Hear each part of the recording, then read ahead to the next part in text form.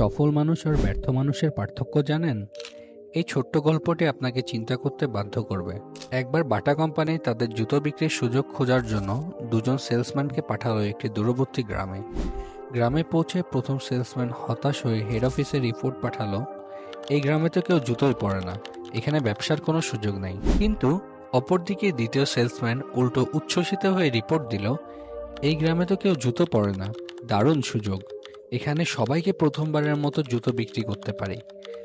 দেখুন, একই জায়গা, একই পরিস্থিতি, কিন্তু দুজনের দৃষ্টিভঙ্গি ছিল সম্পূর্ণ আলাদা। এই গল্প আমাদেরকে একটি গুরুত্বপূর্ণ শিক্ষা দেয়, সুযোগ খুঁজে পাওয়া আর সুযোগ তৈরি করা, এই দুটোর মধ্যে পার্থক্য আপনার দৃষ্টিভঙ্গিতে।